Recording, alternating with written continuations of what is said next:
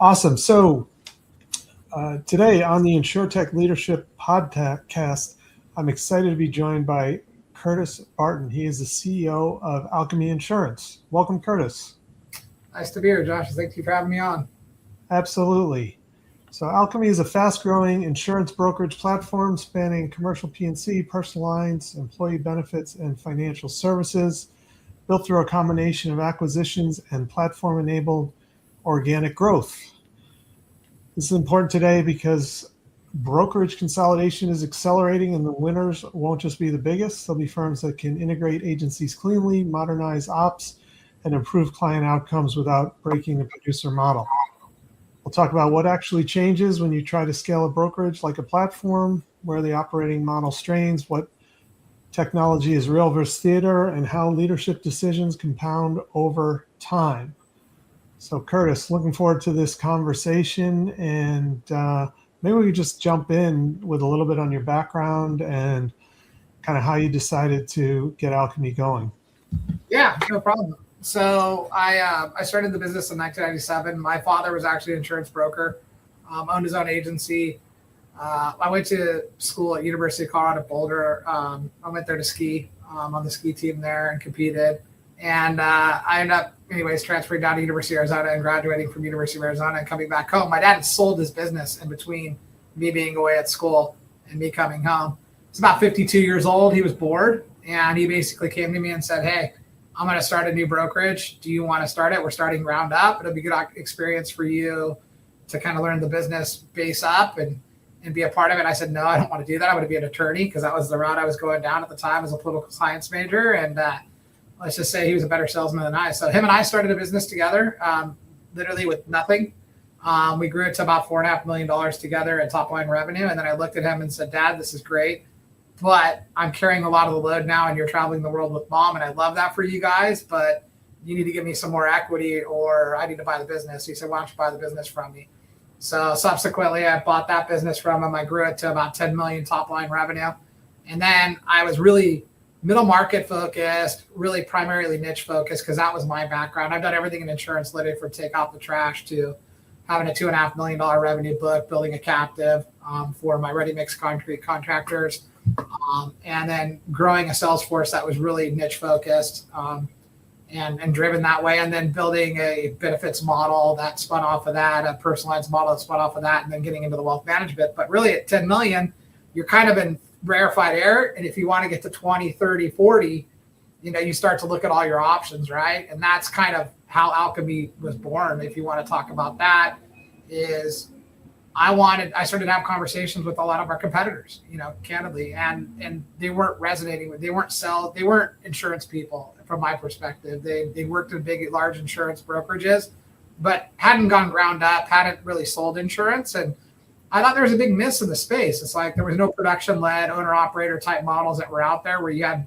real tried and true producing leadership that were making decisions and that were guiding the businesses forward. And, candidly, between me and you is that, I guess the hole I saw was that they were always spreadsheet warriors. They always were trying to financially engineer a result. And the way they were doing it was, at the time, when we started, was really, they were stacking EBITDA. They were just buying companies as fast as possible and stacking them up. Interest rates were low, multiples were low. There was very little competition, and they were going. And that's what they were rewarded to do. So they're all great businesses. I'm friends with all the CEOs. We just decided to kind of do our own thing and do it differently. So I don't want to belabor it, but I ended up recruiting 9 of my friends out of a cluster that we were all part of that had their own agencies. And we said, "Hey, if we can put these together, we've got a platform. We can go to private equity. We can do our own deal. We can do it our way." And that's what we set out to do. And the main emphasis of that was to say, look, we want all our data in one spot immediately. We thought about that day one, because I never understood having disparate systems out there. So we put everybody on one platform. We were all an Epic agency. We put everybody on Epic in one instance so that we could draw on the data to grow it, right? To grow the book, to connect the people, to make sure that we understood what we had under the hood.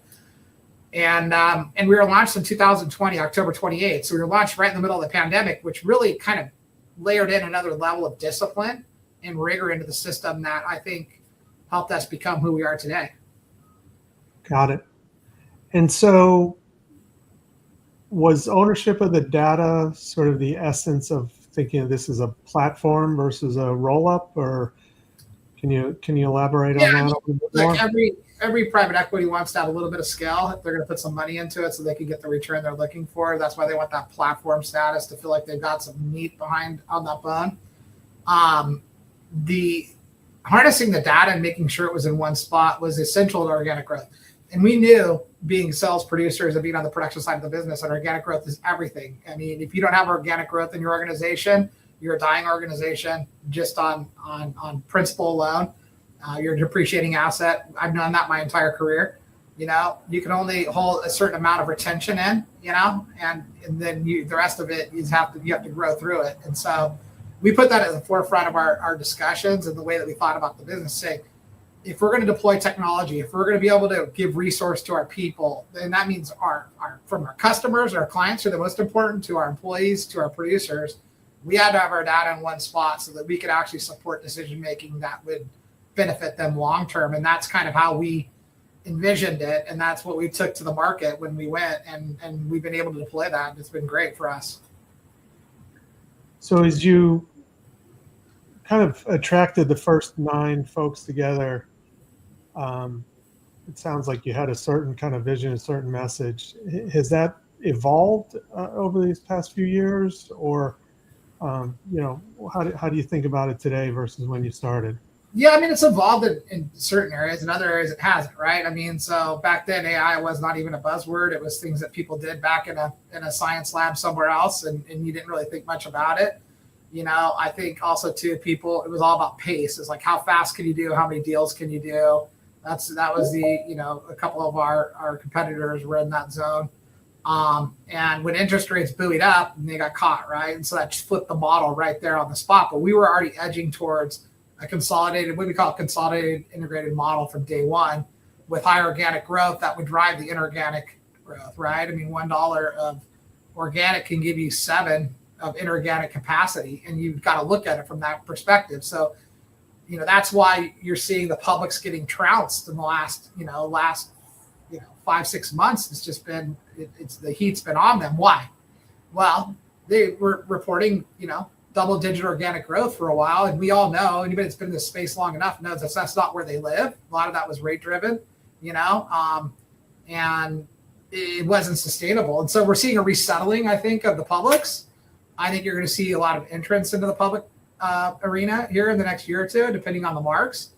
And I think the whole landscape is shifting quickly in the retail insurance brokerage spectrum. And where we're lucky and benefit is, I think, that decision-making early on really led to where we are today, which is, instead of reintegrating our company and worrying about pulling all those companies back together to make it into one company like our competition's doing, we're focusing on AI implementation. How can we drive technology to the business in the right way, not in the wrong way? How do we empower our people more to do more meaningful work? And how do we create a better opportunity for our client base? And that's, from our perspective, what we always sought out to do. And I mean, we started at, with 100 people and $25 million in revenue.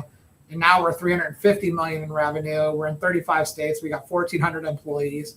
And we continue to grow. And we stretch from literally Boston, Massachusetts to Honolulu, Hawaii. So we spread the map.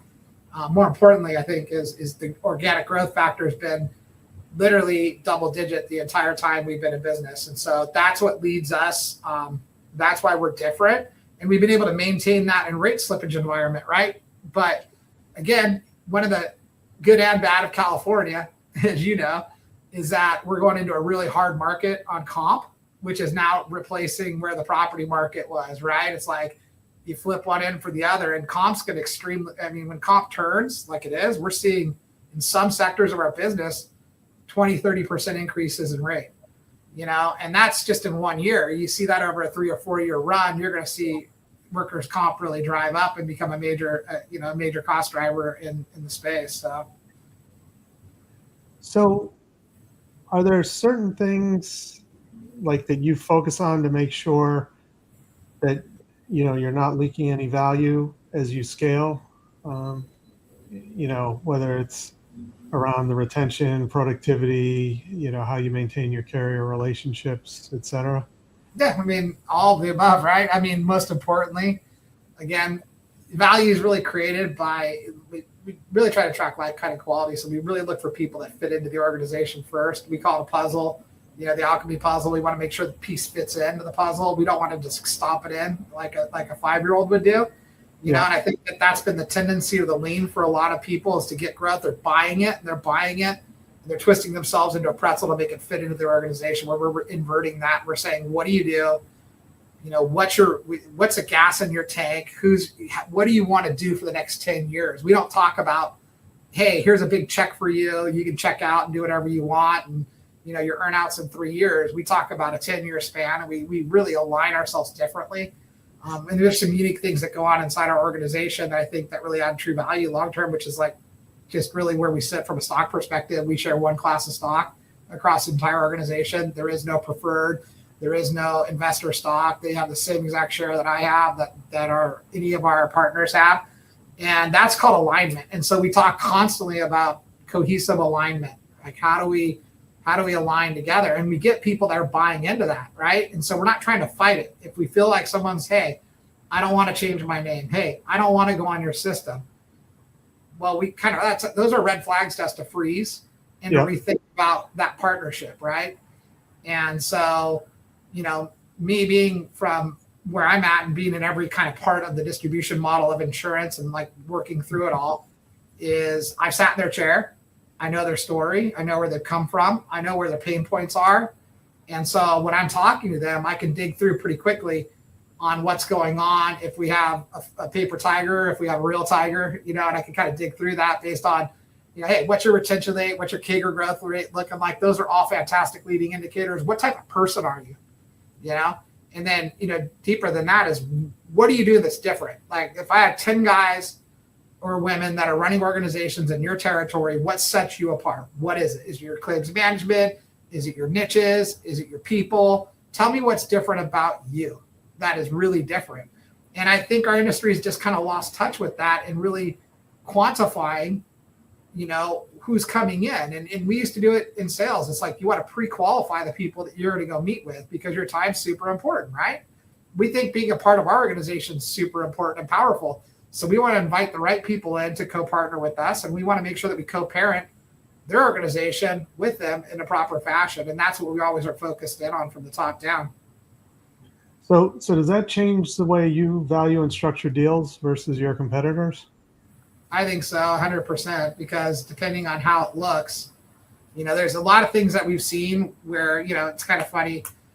You look at two ways you can get deals in terms of the inorganic side of the business, right? You either get it from a banker or you get it from your internal people, right? So bank-led deals are a little different. They're auction-based, they're tension-based. There's really, it's kind of crazy that you're going to make a powerful decision as a seller or as a buyer, where you're going to meet with someone for an hour and a half, get an LOI, and then narrow it down that that's the person you want to do business with. To me, that's a really hard thing. So we try to get out and meet them face to face.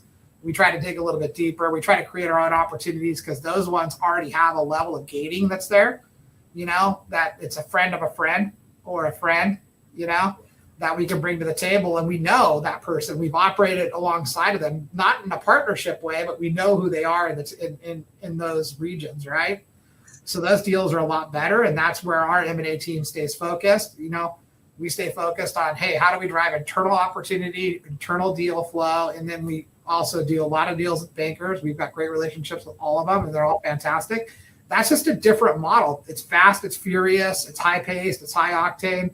And, right now, what you've seen is the downstroke valuations that are being paid for these agencies are not sinking like they should.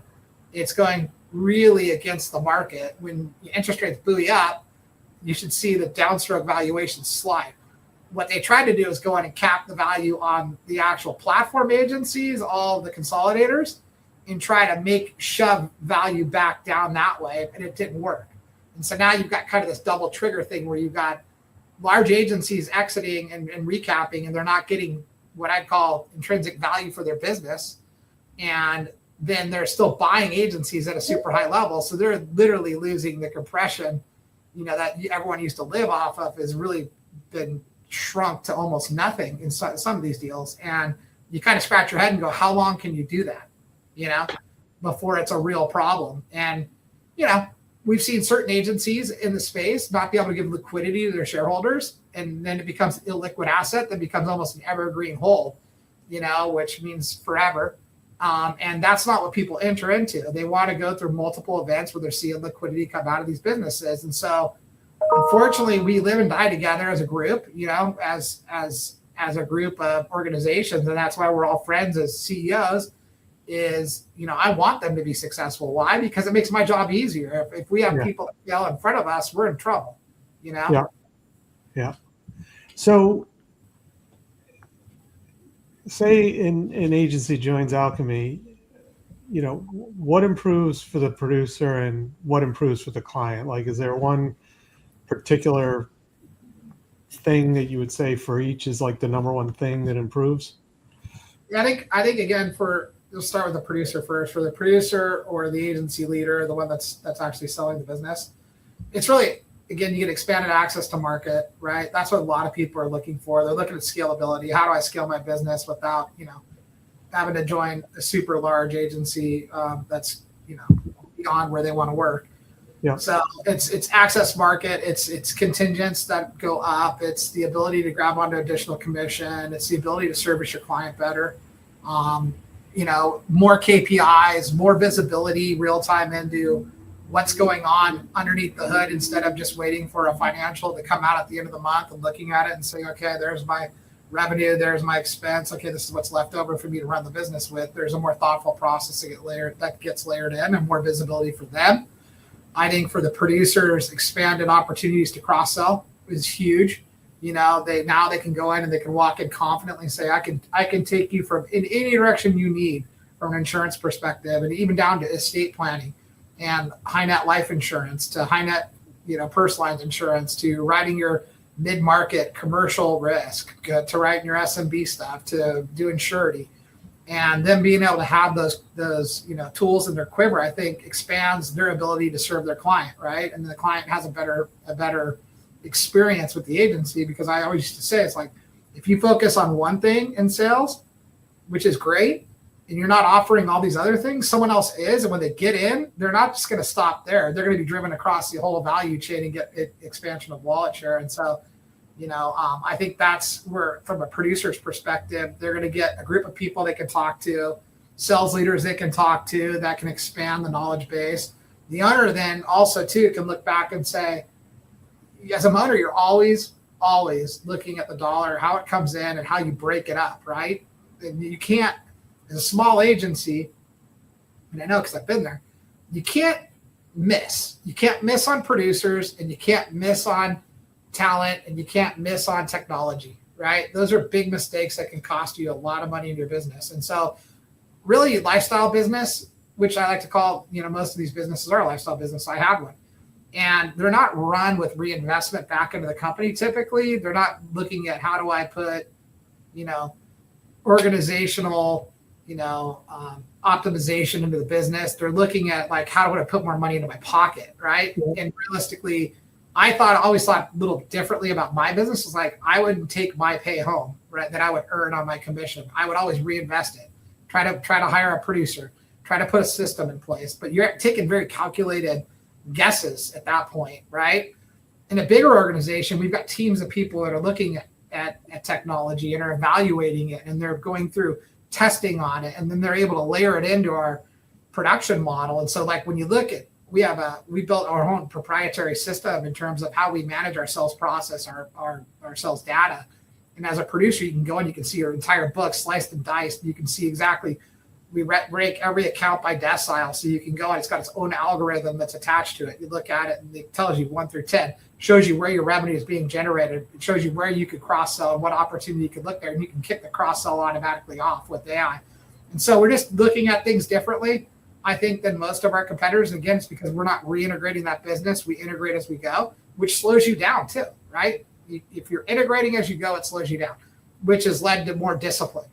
And so I think it kind of all was just kind of circumstantial because it started around data, and the PE model, the investment model, switched. It went from speed and deployment of capital into what's your organic growth strategy, how integrated and migrated to R2. And now let's add on, what is your AI foot stance and what are you doing for the future, right? And we were able to answer a lot of these questions quickly because we were already integrating. So if you were to look at sort of we've always done it this way kind of attitude, is there one we've always done it this way attitude in the industry that you would say is the number one thing people have to get rid of? Yeah, I mean, look, one thing I've noticed about, and I've been doing this for 27 years now, and one thing that's always bothered me is there's always a lot of talk about a lot of things like, oh, we need to bring youth into the business. Okay, so what's your reinvestment into youth? Really? And so what we see is a lot of people, especially like large regional shops, 30 million plus in revenue, they'll start a producer program and then they'll nuke it as soon as the numbers don't work out because guess what? Their shareholders aren't happy with the return, the dividend that they take out of the company. And so they're like, we just don't want to take the time. So, or, hey, we want to change the face and look of insurance. Well, okay, what are you doing? You still got mahogany furniture and you still got green shag carpet and you've got, animals mounted on your wall, which is fine. That if that's what your agency's driven from and that's the culture you have, there's nothing wrong with that. It's just I've always wanted to leave the industry different than I came into it, which is I wanted to create ways where you could take a dynamic salesperson and you could make him look like he's 7 salespeople operating as one, And how do you do that? Well, you use technology to help his people underneath them. You plate leads that are more meaningful to them. You give them better at bats, right? And then you give them better at bats. Guess what's going to happen? Your batting average is going to go up, right? And so, my goal always as a producer was how do I better my odds at being able to connect with a client and provide and fill their needs and give them the service that they need and create and grow my book. And you just take that same model into this and think about these agencies. They haven't had historically good reinvestment into the agency in terms of technology, in terms of systems, in terms of SOPs. And when we can come in and we can say, look, if we do just these 2 things, we think we can grow you this much, and that's where the wins come in. And that's what everybody's looking for is more resource. They don't really technically, most of these people don't want to sell their agency. They just know that they're going to get outscaled and out-resourced. And it takes them a while to get there because every time, you see like a territory where people like all the bigs will go in and jump in and start buying things. They're like, everyone's leaving. They're coming to me. It's so great. I'm getting all these resumes. Well, that happens for like a little window. And then all of a sudden scale builds in, technology builds in, resource builds in, and everyone drifts right back out and they lose their advantage. And so it's kind of unfortunate that, the industry's gone that way because it's really hard to be an independent broker now and keep everybody happy, keep everybody fed, and I think that the landscape shift. And if you don't move with that landscape, you're going to be left behind. And then you've got that depreciating asset type of mentality where you just kind of are doing the best you can. And I call them gravity brokers, where they sit around and they wait for something to fall out of the sky and hit them, and then they write it. There's no plan of action. How do you get there? And so I think an organization like ourselves is really mindful about how we talk about organic growth and how we present it to them in terms of a plan, instead of just talking to it. I think if I were to look at the beginning of your question I think there's a lot of talking in the industry. There's not a lot of action in the industry in terms of really providing crisp, sound, direction on how you actually get to what you're talking about. Everyone will talk about AI, but what are they really doing? Right. Yeah. Taking it from 30,000 foot to ground level. Yep. So how has your leadership approach changed from when you first bought the business from your dad to, starting ALKEME to, where ALKEME is today? That's a great question because, as you scale an organization, things have to be institutionalized. Like, we used to be allergic to institutionalization, I like to say. I'd say that, we realize now that, having strong rigor and discipline in various segments of the business will lead to more profitability and return to the client first, again, the employee second, and the leaders third.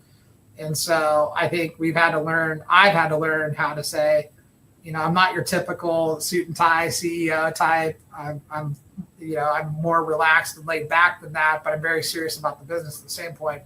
So I've had to learn that, you do need SOPs and you need strong ones. If you're going to run any type of technology, it has to run off of a system, right?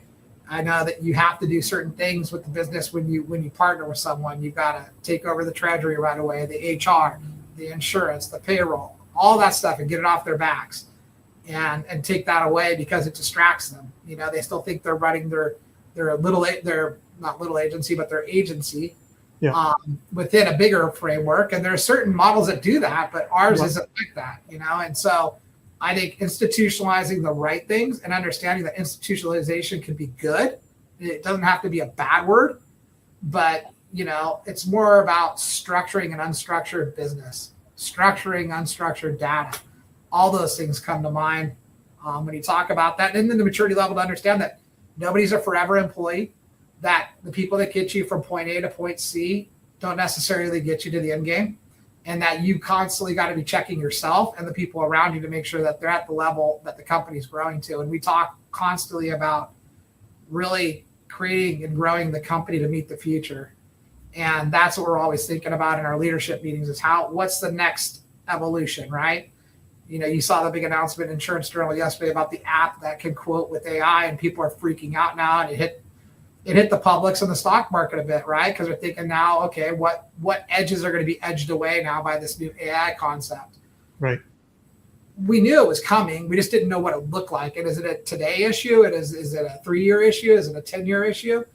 And I've been through this with service centers. I've been through this with Insurtech. I've been through this with all these different, models that were supposed to flip our distribution upside down, and each one of them, I believe, is eaten into bits and pieces around the edges. And I think that as an organization, what we try to do, our core, is really steer towards the middle, where it's people driven but tech enabled, and that's that middle market SMB kind of P&C is where we were born and bred off in California, and that's where we kind of expanded out from there. So I think that's the area we always focus in on, is high specialization, middle market, sticky business. Let's run verticals and let's provide opportunities that are different than everybody else out there. So you have something to sell that's meaningful, and you're not just selling, a product against a product. Yeah. Yeah. So you kind of preempted a question I had about, how does the kind of core operations team or the leadership of the organization change as you continue to grow? But let me ask a slightly different one. How do you decide kind of what you centralize and then what should remain market led? You said you have a pretty big footprint. So how do you make those decisions?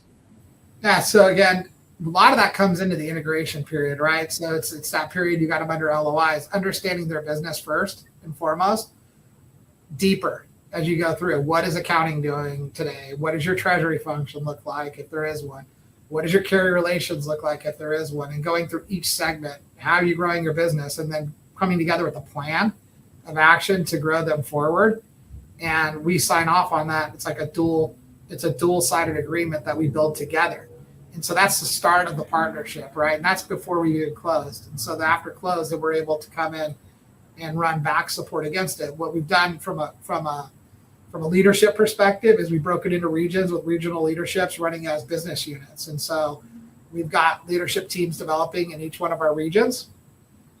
And they're obviously, the leaders are compensated basically on results of that region. And they get involved in our M&A. They get involved in a lot of things for that region if we have a deal. And then having practice leaders, like really taking our business and running it into verticals, and then having practice leaders that drive that even further for accountability and for help. And so our goal is really to be, not to be Big Brother, but you can't manage 1,400 people sitting in Southern California across the United States, right? So you've got to count into regional leaders to come to you, and the agency leaders to go to the regional leaders, and then to be able to drop the message all the way back down through the whole organization.